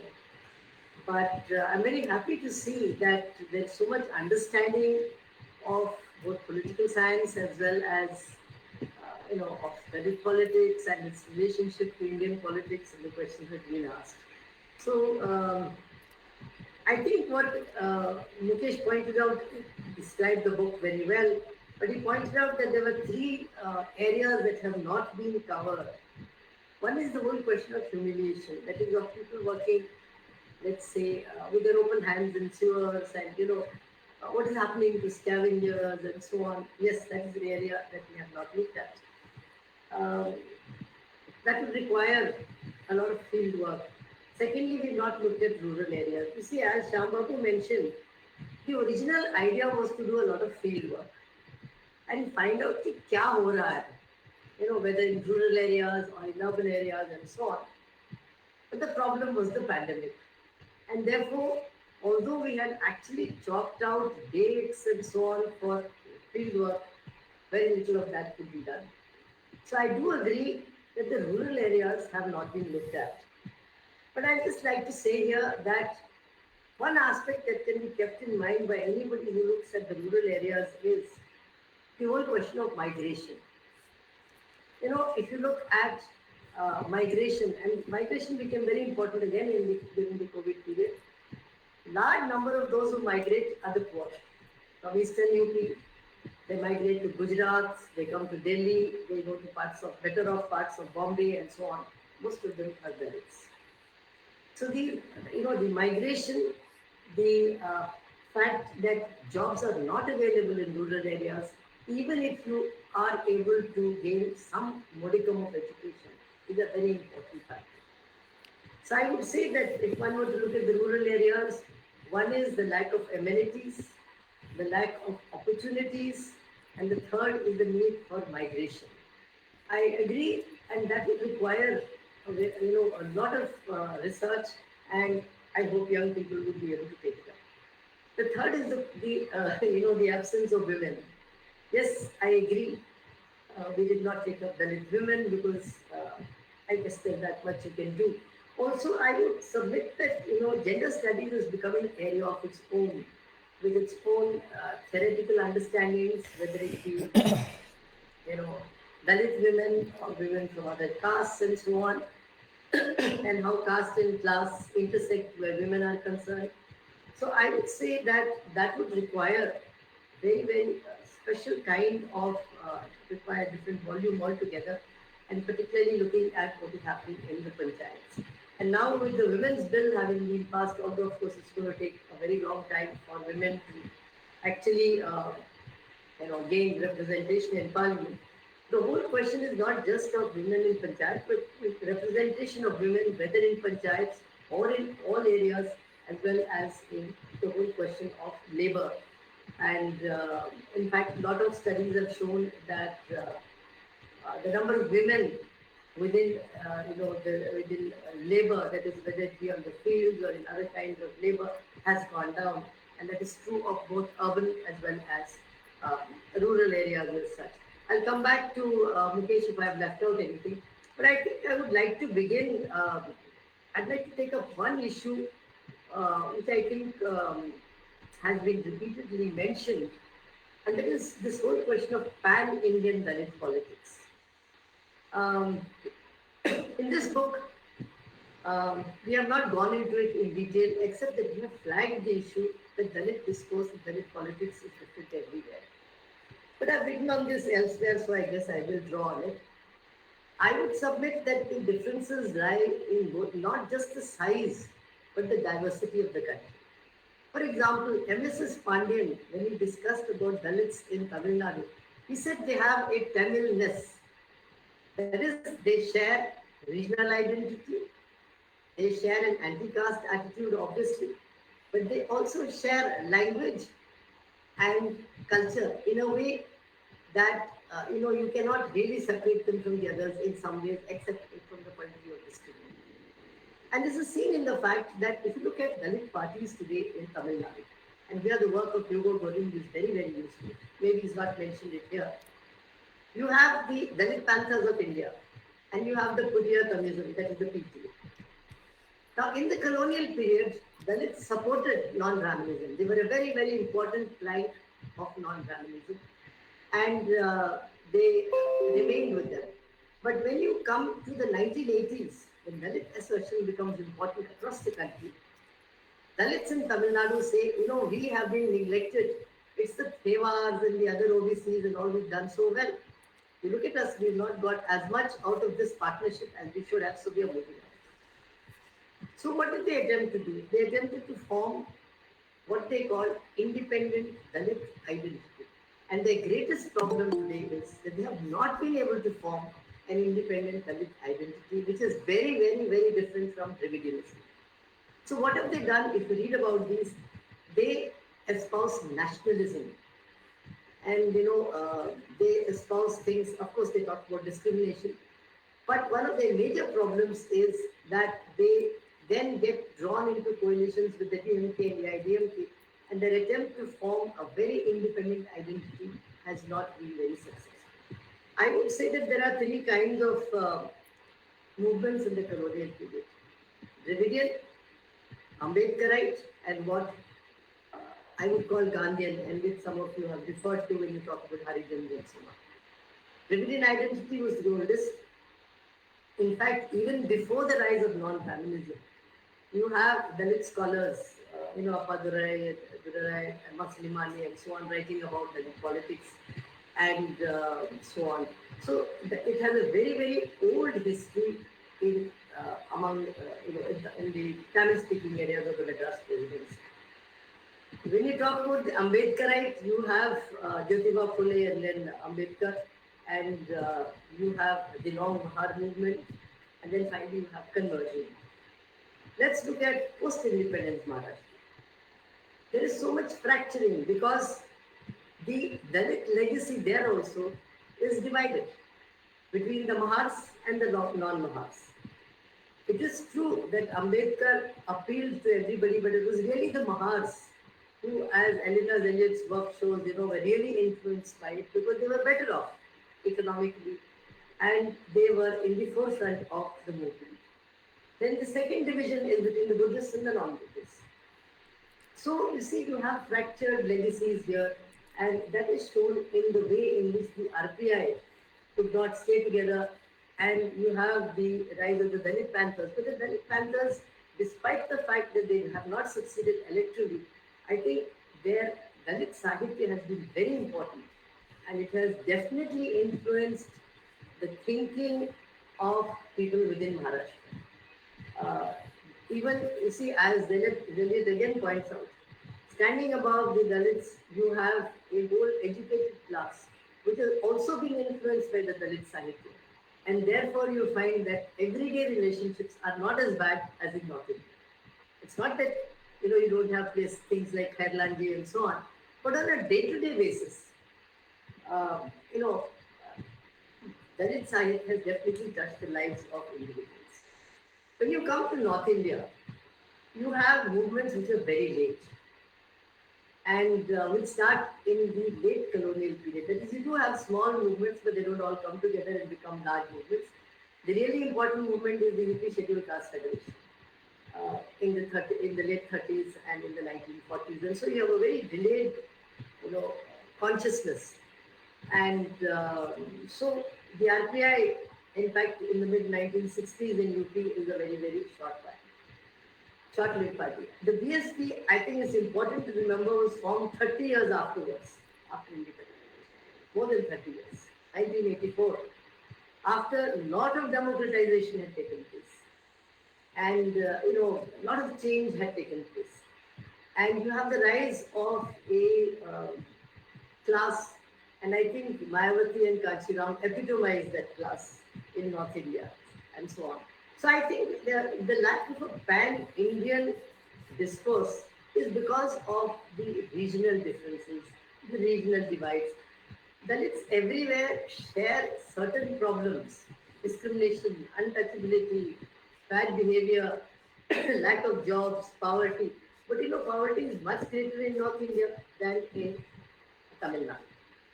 I think it was Santosh Mehrotra's work which showed somewhere in the 1990s that the Human Development Index of the general population in the early 90s, not now, I'm talking about an old work, and there must have been improvement definitely. The Human Development Index of the general population in UP was slightly lower than the Human Development Index of Dalits in Tamil Nadu. So when you say Dalit in North India, it will be usually a very poor person without a job, not too much education. But when you use the term Dalit in Tamil Nadu, it will usually be a graduate. And tremendous change has taken place because it's a much older movement. And there is North India. So you see, this is one thing. The second, I think therefore you do have now Ambedkar, and you have Ambedkarism throughout the country. But the way Ambedkar is perceived also everywhere is somewhat different. And I think there are regional differences where this is there also. And in North India, you also mentioned that Dalits don't use cultural change. Change doesn't come as much as in, let's say, Maharashtra or elsewhere. That is because of lower literacy, lack of access to, let's say, internet and other kinds of cultural assets like cinema and so on and so forth, which is very rich in some of the southern states and so on. And then you wanted to know what are the reasons for the decline of Dalit politics. Why do we have, let's put it very squarely, the decline of the BSP? Now, one is, of course, the decline in identity politics. And therefore, Dalits feeling that they have been left behind and the BSP did not do anything for them in terms of material improvement. And they felt this particularly between 2007 and 2012. Now, I've written about this elsewhere. Between 2007 and 2012, actually, Mayawati did a lot. GDP went up to 7.5% in those 5 years. Fiscal deficit went down. Large number of the highways that Modi has inaugurated today, including the Jewar airport, was started by her, taken forward by Akhilesh, and then completed during the period of Yogi Adityanath. Tremendous infrastructural investment was done by her and a large amount of welfare programs. But the problem is, when you create Apna government, there is a rise in aspirations. And those, the rising aspirations could not be fulfilled in 5 years. Dalits thought they would become equal to the elites, to the upper caste. But that's not possible because ultimately, the elites have long controlled the economy. They have controlled academia, media, culture, and so on. And within 5 years, you cannot bring about change. And also the UP economy at that point of time was in very bad shape because of the competitive populism between the SP and the BSP. So she raised more aspirations than she could fulfill. So there is a certain perception of her not having done enough, which was enough to defeat her. And there was also a feeling that the upper caste had benefited more. Obviously they would. Now if there's a contract to make a road, an upper caste person would get the contract because he or she has the wherewithal to, meet the terms and conditions which are needed to take up that contract. Not many Dalits could do it.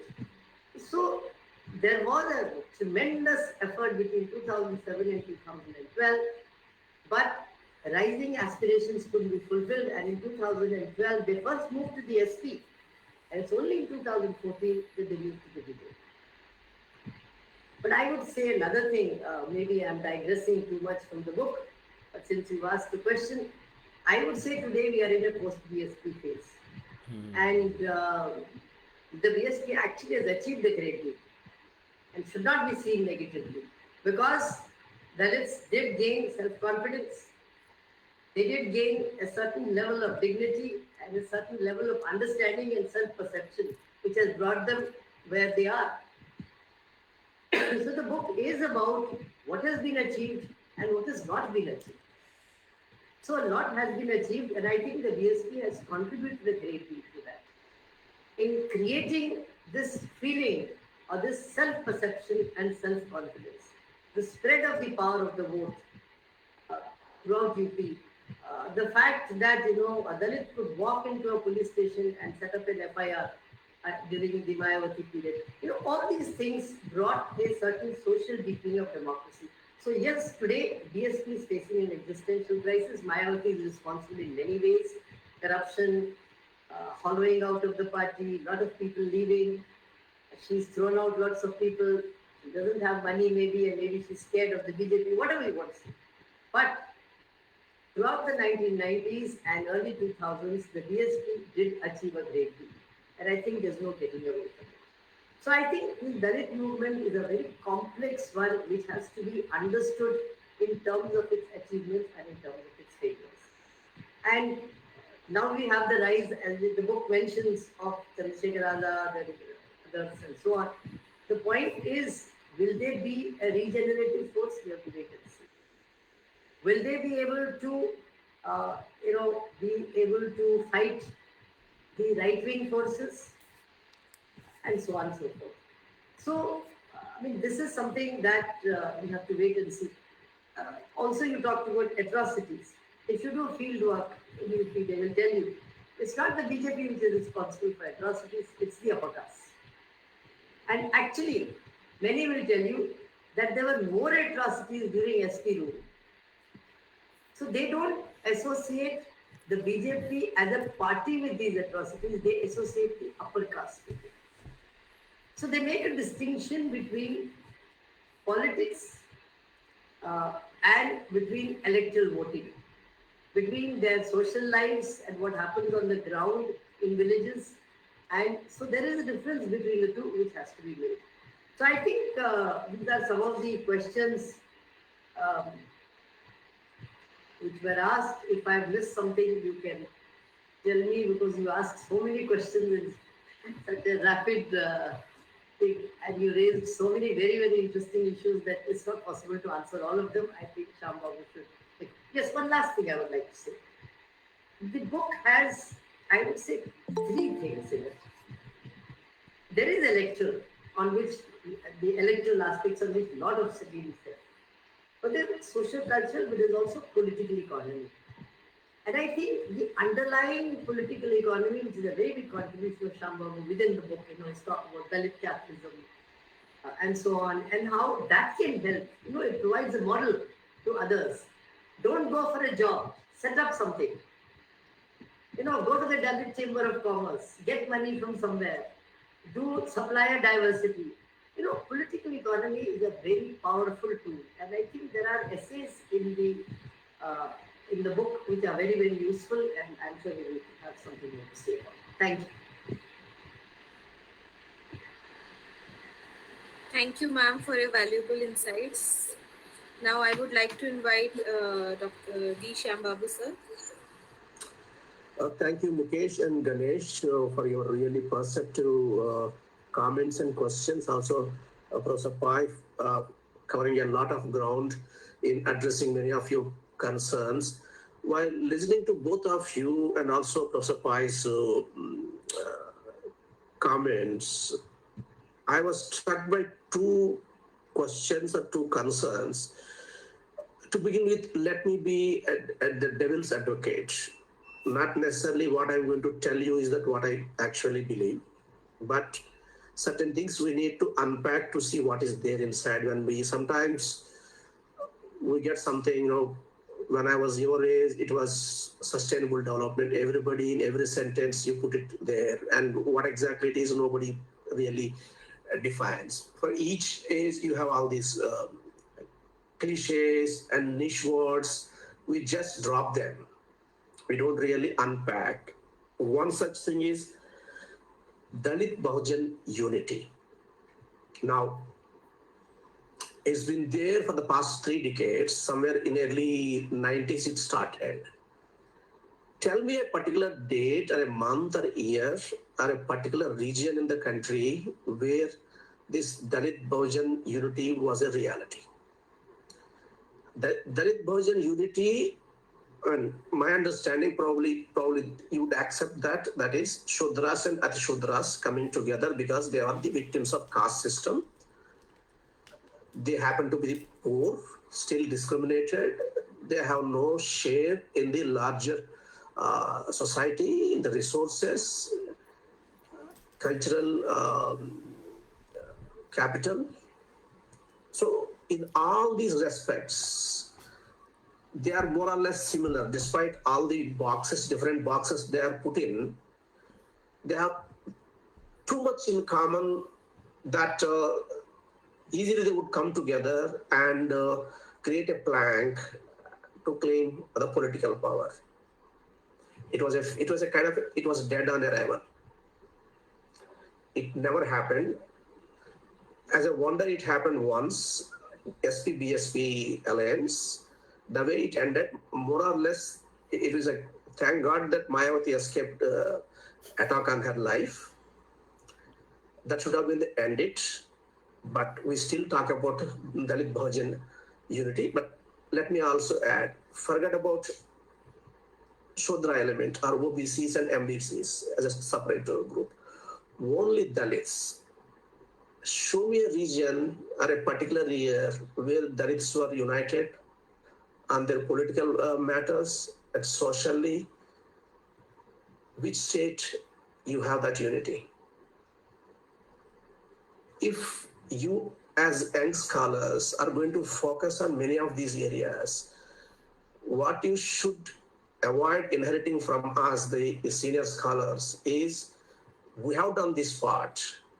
Some of these things don't really make sense any longer. You have to go deeper. So simply saying Dalit Bahujan unity, I know this group is a kind of a Dalit Bahujan group of scholars. There's all the more reason you should go back to your places and talking to people. Use technique like focus group discussions. Use the time among yourselves also, maybe a Zoom session or a Google Meet sessions. See why exactly. Now, last time UP elections, Dalits voted BJP. Now, we can give so many reasons. One of the reasons is they didn't want Yadav government. So I walked to the polling booth to cast my vote. What I am motivated or driven by is not my ideology, not my principles, not national interest, not state interest. I happen to be scared of some group, or I happen to hate some group. That's why I go and cast my vote. Whatever is the rationality of that, it doesn't really matter to me that day. So the Dalit Bahujan unity and the unity among Dalits. Sudha Pai rightly mentioned all the accomplishments of Mayawati government during 2007 and 12. They're all true. I accept that. But you know what happened during that time? Electoral politics basically means, this is my second point actually. I have a problem with if there's a decline in the Dalit politics, I say, thank God. I'll explain what I mean. Electoral politics means driving a wedge. You need to have your own electoral block or a vote bank. The way you create that is by driving a wedge with somebody else. Upper caste was, you see, some groups may use sophisticated language, others may not use. The end result of BSP experiment is that Dalits are isolated, much more than earlier. Back to 2007 and 12, everybody thought it was a Dalit rule. And among Dalits, they thought it was a Chamar rule. And Chamar had no access to the power. They had no idea what exactly is happening to them. The biggest failure of all these social justice parties, including BSP, is they have never defined their ideology. They have never introduced a particular administrative measure or a reform which the next government would have to accept. Coming to power is one goal, but for what? they never really define. It's about caretaker governments. They come and day-to-day administration. There is some violence somewhere, you send the police and fix it. There's some flood, help people, but there's nothing larger in this. There, I would like to link the entire thing with Dr. Ambedkar. Dr. Ambedkar expressed all the concerns these parties express now, but he has also put everything in a larger universal framework. With the result, he is no longer a Dalit scholar. Now I'm no longer a Dalit politician. Everybody across the globe accept him as a consequential scholar. If these parties claim to represent him, his ideology and his ideals, what kind of politics they should be playing? There is something called tactical retreat for elections and for here and now. Yes, there are compromises allowed, but what is your larger strategy? That Ambedkar could cooperate with Congress because he had a larger idea, goal to accomplish. Actually, once he accomplished that, he said goodbye to Congress. He didn't stay because he didn't want political power. He had something else in mind, something very larger, much more honorable, and it is good for everybody, not just for one community or one group.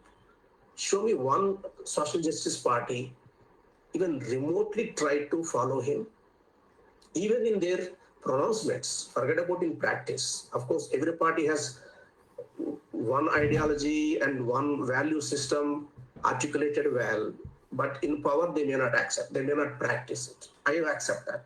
But at least as a rhetoric, when was the last time any of these parties claimed to represent him in a true way? If that has been our experience during the past 3-4 decades, what does it mean to be having Dalit politics or Dalit political parties? The biggest problem is geography is against the community. The community is spread too thinly, and the way constituencies are drawn, there is no Lok Sabha or Assembly constituency where Dalits are not even 1/3, more than 1/3. So invariably, if you want political power, you need to have social coalitions. Social coalitions won't come if you take a combative attitude. Because of the geography, the community will have to have a harmonious relationship with its neighbors in the village, at the village level. So then what kind of politics are possible? I think these are my larger concerns, and young scholars, you have to take up these issues. I may be completely wrong, but in good faith, I have just put it forward. I'm really happy to listen to what you think of this. Thank you. Thank you, sir. Thank you for your invaluable insights and responses to our discussants' points. Thank you so much. So as we move into the question and answer session, we encourage all of our audience members to actively participate and engage with our editors. Your questions are the driving force behind the exploration of the ideas presented here today. So please don't hesitate to raise your hand. Many have already raised their hands, or type your questions into the chat. Your curiosity and engagement will help us further enrich the discussion. So let's make the most of this opportunity to learn and exchange ideas. So those who those who have raised the hand, they can ask questions. Ankur Kumar and Shaurya Mishra. Thank you so much. Thank you so much. First of all, thank you so much to the editors and the Speaking of Margin Group for bringing this wonderful discussion to us. My question is to both of the editors. I have two small questions. The first is, Dr. Shyam Babu has rightly addressed the question, like how the Dalit movement has, in today's time, has failed to some extent. But I would still ask the question that is the Dalit politics really failed in the new millennium? Because if we look at the history of the Dalit movement or the movement, am I audible? Let me just know. Yeah. Am I audible? Yes, you are.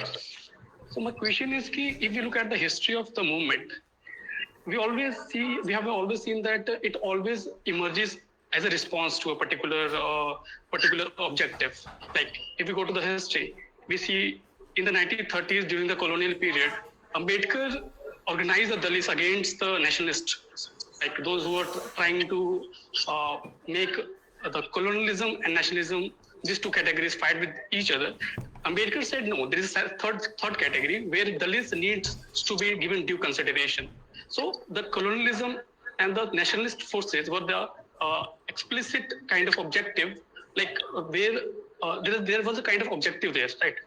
And again in the 1990s, when the Mandal Commission reports were released and implemented, it was not that before that people were totally conscious and the whole masses were totally conscious in itself.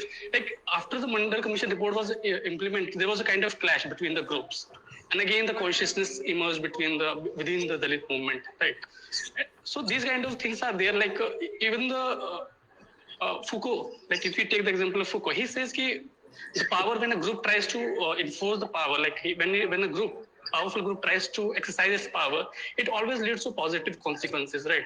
So when a group is trying to, the movement is silent, but we can say that the movement is in transition, but it is very much not feasible to say that it has failed altogether, right? So my question is that, like in the today's time, when again the right movement has totally strong, like it has emerged in its very strong position. Again, we are seeing that even in the parliament recently, Rahul Gandhi has mentioned the issue of caste, like we need the caste census. This kind of things are emerging because we see that a movement like the right wing has emerged strong, and as a response now, Dalit movement is slowly and gradually taking pace. So again, why we are saying that Dalit movement has failed? It may be in transition. First question. The second question is that Sudha Pai has used one word called social jealousy. Like she is using this word and saying that like the nature of caste discrimination has changed over the period of time. I totally agree with that word.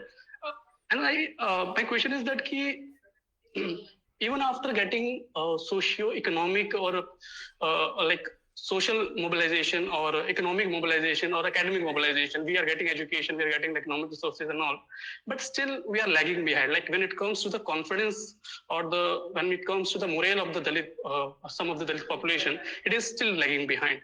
So why we have ignored one particular part of the mobilization that is called psychological mobility, where even after having the socio-economic and academic mobility, we still are lagging. We're still not able to challenge the hegemony of the like dominant section of the society. Thank you so much. These are the two questions. Shall I go first? Thank you, Ankur, for raising those points. Let me start with Dr. Ambedkar and the freedom movement. I got the impression that you are saying that Dr. Ambedkar was opposed to the freedom movement. Actually, the position was Dr. Ambedkar wanted freedom movement plus social concerns. He was not opposed to the national leaders or freedom movement. His point is the social cleavages in the country needed equal attention. They were as important as India's independence.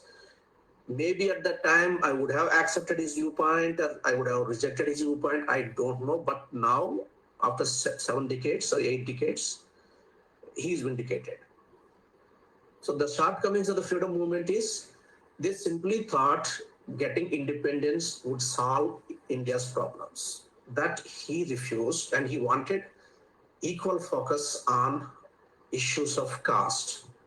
And the second question about have Dalit politics failed, political parties failed, and are they going in a kind of the transiting? You know, I'm from Andhra Pradesh. We have, when I was a student, Telugu, Andhra is known for their movies. There are formulas. You have hero, heroine, villain, and one comedian, 3 songs in the first half, 3 songs in the second half. They have to go to some nice place to dance and all that.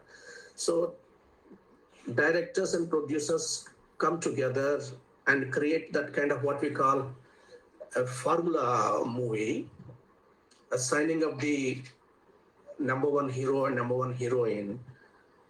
And more often, with all the formulas, the movie collapses. It just bombs at the box office. And the saying was, operation is success, but the patient is dead.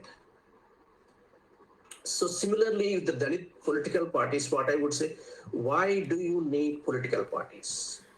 To contest elections and to come to power.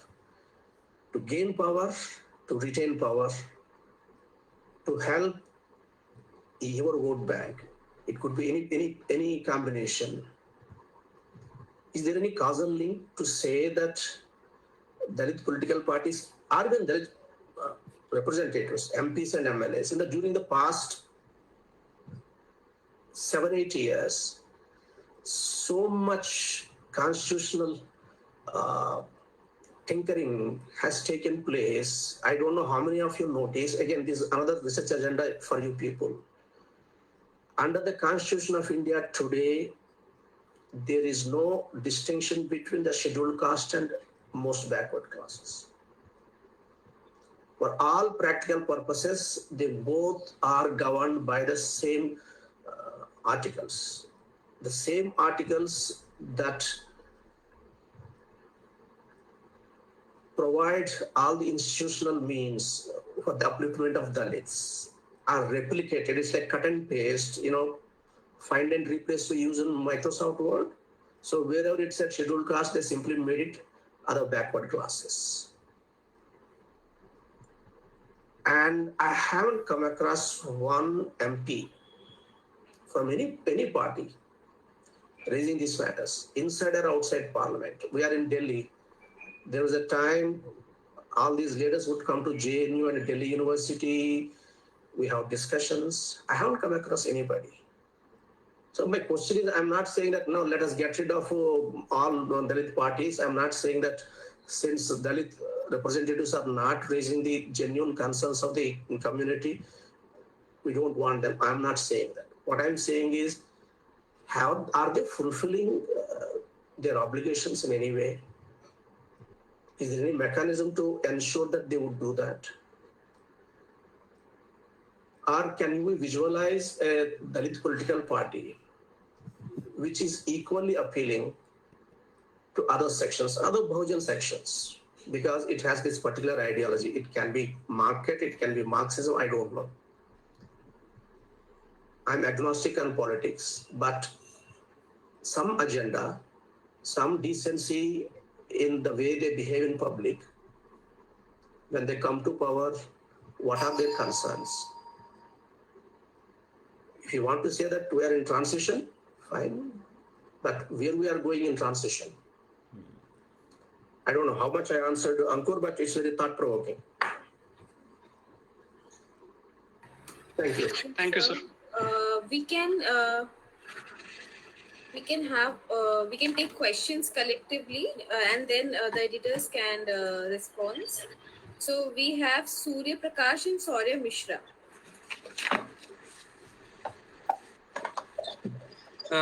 Hi. First of all, I would like to thank Speaking from the Margin for organizing such a nice discussion, and they have a nice platform. And yes, my name is Surya Prakash. I am a research scholar at Center for Informal Sector and Labor Studies, JNU. My question, which I think is about the intersection of caste and caste politics in India. There are few parties, including CPIML and few oriented to left, that they intend to bring about class consciousness among the marginalized identities on ground, and which has seen in for a few of their formations in Bihar in early 1990s and 2000. But yet, few of the scholars and few of the researchers treat them and they claim them to be the Brahmanical left.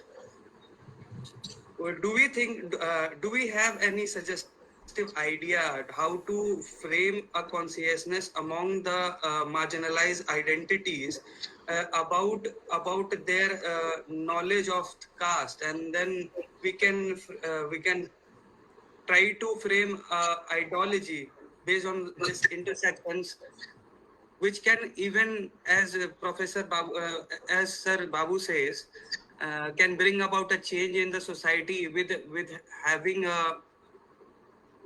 an idea of what do they want if they come to power. See, we lack that idea, we lack that policies of we lack that idea, and we lack that policies what we actually want when we come to the power. And then this is just and whole of the politics turns out to be an area of just an affirmative action, just to tackle with the domination and the struggles. If I am if I have put my question right, and if it makes some sense.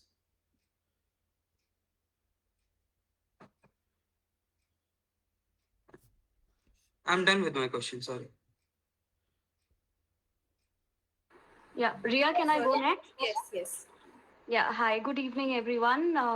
My question is directed to Professor Sudha Pai, and this is also in continuation with my reading of the previous book that ma'am came out with, Maya, Modi and Azad, and now this new edited volume on the new millennium politics. So this is might be slightly different from the series of questions that were being posed and raised. My question is around the idea of like a lot of use of slogans was very evident in the chapters in your previous book, ma'am. So, how do you see as we talked of pop culture as well, but I am referring to the idea and usage of slogans and songs in the movements that are solidarity movements or movements of protest organized by the Dalits on their very issues. So, how from protests to as well as to the slogans that are used during the electoral campaigns, how do you see the role played by these this kind of device in shaping the narrative, and especially in context of trickling down of ideas to the, as we talked about the rural politics and the situation in the rural area. So how do you think this makes the Dalit movement build solidarity? Is there any connection and interlinks, and how does it bring people together? So yeah, thank you.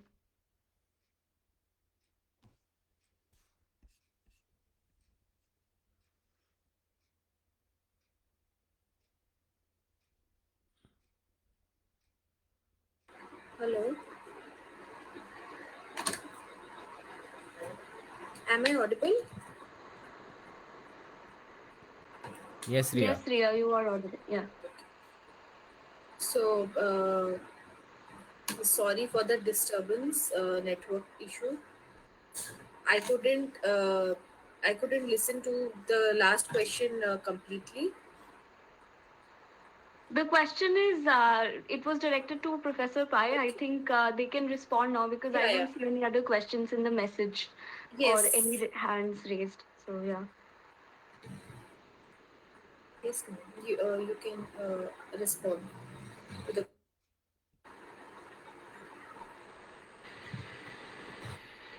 Are you waiting for more questions? Or do I respond? There is one more question in the chat box. It is by Surya Prakash. Same question. I just wanted to clear my question a little bit. Maybe I fumbled a lot. Sorry. So his question is, what are the possible steps towards bringing a consciousness of caste among the marginalized and intersect with caste for more impactful Dalit ideology?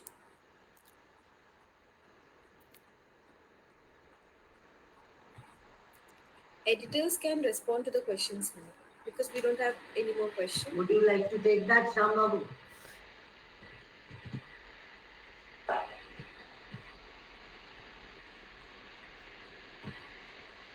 Ma'am, I think we have a specific question for you, ma'am. Would you like to? Okay. Uh, I think one was this question of slogans and the use of music. Well, I think one of the contributors has a very interesting essay which shows how during the early period, and in fact, of the formation of the BSP under Kanchiram, music and slogans were used a great deal in order to create consciousness. So I think it did play a role in the sense that it was to rouse people, to make them understand uh, that what is their identity, where are they coming from, how they should fight social inequality, there should be unity among those who are facing these problems and so on. So I think music did play a very important role. And we do see that during that time, Kanchiram and his small group used to go down in cycles, and all these instruments used to be carried, and they used to go from village to village, and that is how he harnessed rising Dalit assertion in UP. Why did he not go to Punjab? He felt that in UP there was something happening on the ground, that there was a desire to well fight back against social inequality, and therefore he used of slogans like what was that Tilak Taraju Talwar and things like that. In fact, very interestingly, RTI, when they used it, there was a court case against them, and the court held that you could use such slogans because this was one way of electioneering and so on and so forth. So slogans have always played a very important role, and music of that period has also played a role. I think you should look at that article. I don't think there was anything more that you really wanted to know about the slogans. In fact, sloganeering also helped when the SP and BSP came together, though as Shyam Babu mentioned, it was for a very brief period. Mile Mulayam and Shri Ram, Hawa mein ud gaye, Jai Shri Ram. Yes. This was a slogan suddenly made by somebody while they were waiting for Kanchi Ram to appear on the stage. And so one of his aides, I forget his name, did this. And this was one of the major things which went round and round from village to village. And ultimately there was this feeling created that, you can hit the BJP. So sloganeering has been very important. And in fact, if you talk to Kanchiram, long back I remember asking him, he said, I'm not against Gandhi or against the upper caste as such. Agar hum gali dete hain, rouse those who don't understand that they should stand up for themselves. It is to create among them, a certain confidence and perception. It's not that we are against these things, but we use these kinds of slogans because we need them at this point of time to create a certain awakening. So to that extent, I think in all elections and also in all social movements, even the feminist movement everywhere has used all kinds of slogans and so on and so forth. So I think this is an important question as such. About caste, class, intersection, I'm not very sure what the question was. Yes, there has been casteization, classization of caste. That is, what is the difference today between the Jatas and the non-Jatas?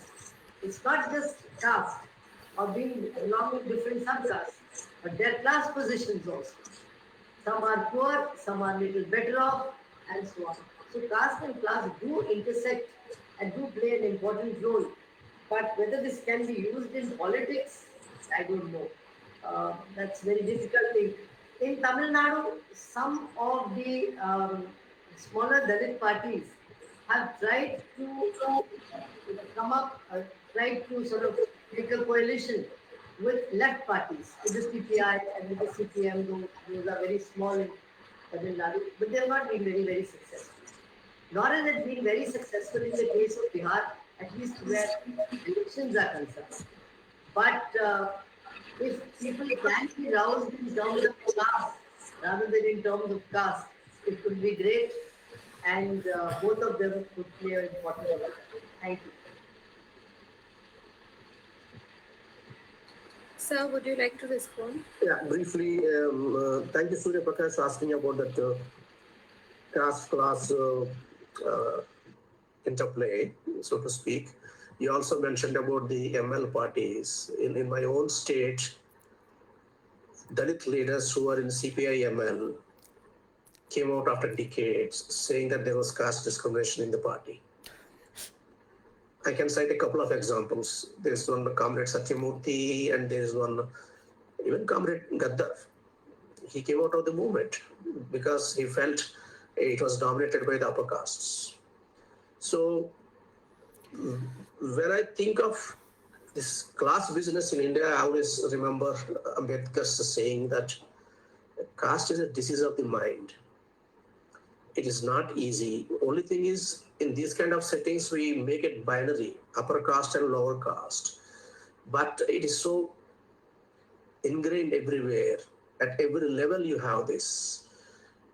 It is easy to talk about Dalit doctors and upper caste doctors are meeting and having a kind of social intercourse. Valid question, but within a particular group also, among SCs also, how many divisions they have. But having said all this negative stuff, I can tell you during my lifetime, I have seen a genuine class emerging. Say, a well-educated Dalit doctor marrying a non-Dalit doctor, or an IAS officer marrying an IAS officer from a non-Dalit background. It's very small, but for a country like India with its intractable social structures going back hundreds of years, whatever little progress we see is, I would say, it's still radical. And I hope that things will move in a positive direction. Thank you. It's been a really wonderful experience. Thank you. Thank you, sir. Any more questions? Okay. So before we conclude our discussion today, we extend our heartfelt gratitude to all participants, both our esteemed editors and engaged audience members, for making this book discussion event a resounding success. Your thoughtful contributions and questions have enriched our understanding and deepened our perspectives. So we look forward to continued dialogues and intellectual exchanges in the future. Thank you for joining us and being a part of this meaningful conversation. Thank you so much.